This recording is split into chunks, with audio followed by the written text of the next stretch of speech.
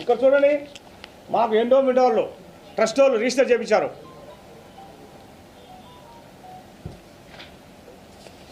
మొత్తం ఇది మాకు ట్రస్ట్ సంబంధించింది. ప్రతి 3 years 3 ఏళ్ళకు ఒకసారి 30% పెంచాలా. 12 నెలలు అడ్వాన్స్ ఇవ్వాలా. 5 lakhs డీడీ ఇవ్వాలి వాళ్ళకు. మళ్ళా మేము ఇన్ని ఇస్తాను వాళ్ళకు. మీరు మొక్కలు వచ్చి పాడుకోండి, మేము వద్దానేమా? ఏంటికి వచ్చి అందరి మీద పడ్డాము?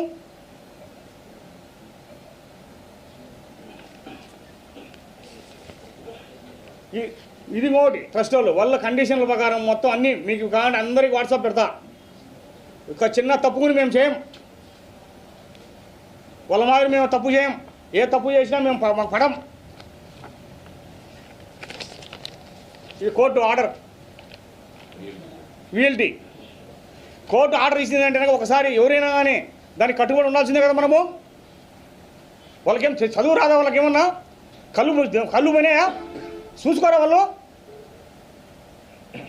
కళ్ళు పోయినాయేమన్నా? కోర్టు ఆర్డర్ ప్రకారం వాళ్ళకేమో మనం అనుమతించాలి కదా మనము. మా సొంతానికి ఏమన్నది? మేము సొంతానికి పాడుకున్నామా?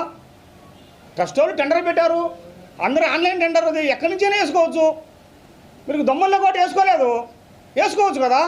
మేము వద్దానేమా? మేము ఒకటి బాలకృష్ణ అంటే ఒకటి పాడినా, కిషోర్ అని ఇతను ఒకటి పాడినాడు. దానికి లోపాయత్తనం పెట్టేది మీకు.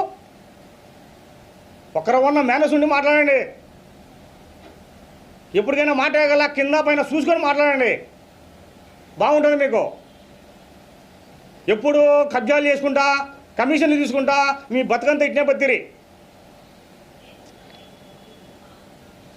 ఇదో 12,14,000 నేను కట్టినా నా ప్లాన్కు.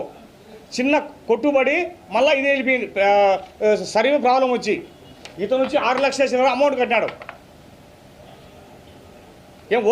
ఓరికేం తీసుకోవడం లేదు, జినియన్గా చేస్తున్నాం. మీ మాదిరి ఒక ఫ్లోర్ తీసుకొని 4 ఫ్లోర్ వేసుకొని మేము వేసుకోవడం లేదు. వంకవారం బట్టి మేము కబ్జాలు చేసి ఫ్లాట్లు వేసుకోవడం లేదు. ఏదైనా జినియన్గా ఉంటాం. ఒకరి సొమ్ము మాకొద్దు, మా సొమ్ము మాకు ఉంటే చాలు. మీ మాదిరి దురుద్దేశంతో మేము మాట్లాడము, అట్లాంటి బుద్ధులు మాకొద్దు. మాకు దేవుడు ఇచ్చింది చాలు, ఒకరి సొమ్ము నాకొద్దు. నా వాటిలో పోయి అడుగుపోండి. ఏడన్నా నేను ఏడన్నా ₹1 చిల్లర తగులుతున్నాను. మీ మాట చిల్లర వాళ్ళ మాదిరి